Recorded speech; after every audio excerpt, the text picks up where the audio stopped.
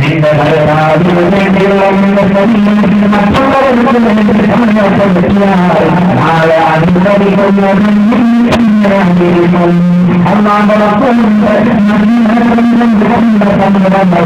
ബഹുമാനപ്പെട്ട അതുകൊണ്ടാണ് അല്ലാതെ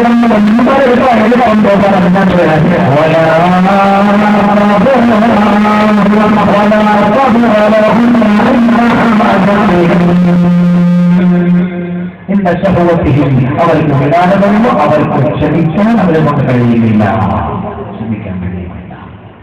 അവ നരകത്തിന്റെ ശിക്ഷകൾപ്പെട്ടതാണ്.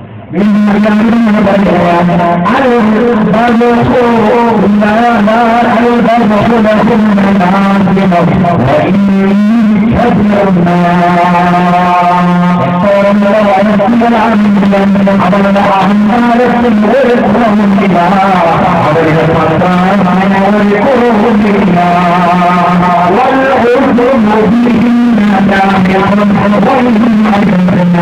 സാമ്പത്തികമായി ഒന്നുമില്ല,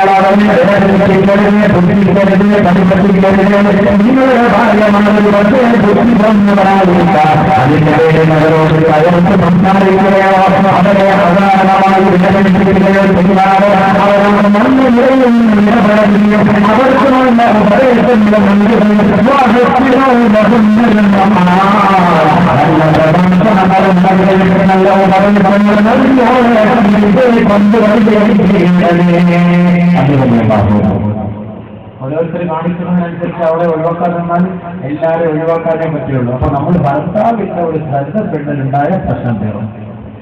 ശ്രദ്ധ നമുക്ക് അത്രേ ഉള്ളൂ. അവിടെ ശ്രദ്ധ ഉണ്ടെങ്കിൽ അവിടെ സൂക്ഷിക്കും. ഇപ്പൊ ഇതിനൊരു പൊതു വിഷയമൊക്കെ ഉണ്ട്. എന്താ ക്യാമറ ഉണ്ടല്ലോ, അപ്പൊ വീട്ടിൽ തന്നെ ഒരു ക്യാമറ വീട്ടിൽ വെച്ചാൽ മതി. എന്നിട്ട് ഇയാളെ ദുബായിക്ക് പറ്റുമോ, അവരുടെ മൊബൈലിൽ കാണാൻ പറ്റും വീട്ടിൽ ആരൊക്കെ വരുന്നുണ്ട് പോകുന്നുണ്ട്. അത് പറയുന്നുണ്ട്, ഒരെണ്ണം ഫിറ്റ് ചെയ്ത് വെച്ചിട്ട് വീട്ടിൽ പോയിട്ട് ആരെങ്കിലും ഒക്കെ കയറി വരുമ്പോൾ അല്ല സലീന ഫോണെന്തിനാ ഇപ്പൊ അവിടെ വന്നത്, ഇവിടെ സൗദിയാണോ അള്ളാഹു ഇങ്ങനെ മനസ്സിലായി അതൊന്നും നമ്മൾ വിളിക്കാം. അപ്പൊ ആ പുസ്തകം കൊണ്ട് അറിയാതെ ഒന്ന് ഫിറ്റ് ചെയ്തിട്ട് വന്നു ആര് വീട്ടിൽ വരുന്ന പോകുന്നതൊക്കെ എത്ര പെട്ടെന്ന് ഇതൊക്കെ അള്ളാഹു റബ്ബിലൊക്കെ നമുക്ക് പഠിപ്പിക്കുന്നുണ്ട്. നിങ്ങളുടെ ഓരോ വസ്തുക്കളും കാണുന്നുണ്ട്, അറിയുന്നുണ്ട്. അപ്പൊ ഇതൊക്കെ ഇന്ന് സംവിധാനമുണ്ട്. അപ്പോ ബഹുമാനമുള്ള സഹോദരങ്ങള്, അപ്പൊ ഇത്തിബാഉ ശഹവാത്ത്, ശഹവത്തിനെ പിൻപറ്റുക. ശഹവത്തിനെ പിൻപറ്റുമ്പോൾ ആ വികാരങ്ങളെ പിൻപറ്റുന്ന അവസ്ഥയിലേക്ക് പോവുക. അത് ഖിയാമത്ത് നാളിന്റെ ആവുക. അപ്പൊ ആരാണ് അനുഭവിക്കുക?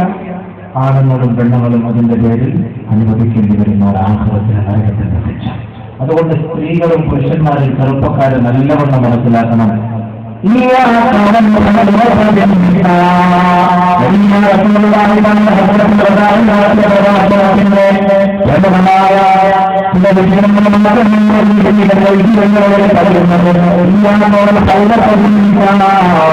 സ്ത്രീകളുമായ അവരുടെ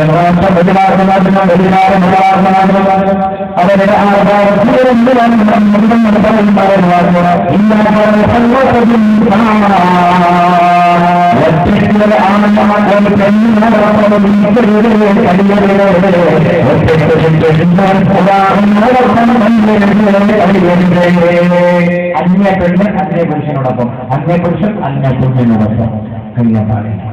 ഇതുവരെ ഞങ്ങൾ